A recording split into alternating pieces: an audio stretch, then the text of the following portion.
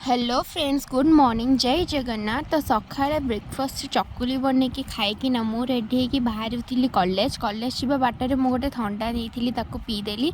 तापर कॉलेज पहुँचिकी गोटे सांगटा को लेकिन मुझे जाइली बैंक कैमरे कहीं बैंक में मोर टे अर्जेंट कम था, फोन पे इश्यू हरिका होता। तो से सांग को लेकिन बाहर जाइए बैंक रू डायरेक्ट घर को आसिकिना लंच रे भात होता, बट गरम जो मत इच्छा है भात खाइबा को। तो मुझे निजपाई रुटी भजा आउ दही बुंदी प्रिपेयर करके खाईदेली। आ मत दही बुंदी खाइबा को बहुत ही बढ़िया लगे, खास कर दहीटा को भात में खाइबा को मैंने मत बहुत ही भल लगे। तापर शोई पड़ी संध्या बेले उठिकी इच्छा है गोटे थंडा पीवा को, आईटा गोटे नुआ भाजी कैंपा बोली ताकू पीकिना तापर माइंड फ्रेश करवाई रेडी होगी बाहरी गली डुडू सहित बुलवाई। तो एमती मत टे बुलाबुली करने को भी भल लगे एक्चुअली।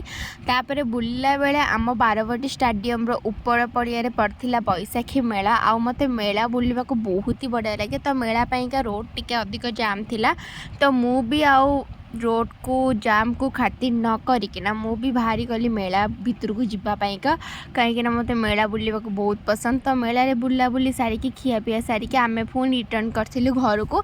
तो देखा गोटे नेक्स्ट वीडियो रे। सब्सक्राइब निश्चिंत करंतु। जय जगन्नाथ।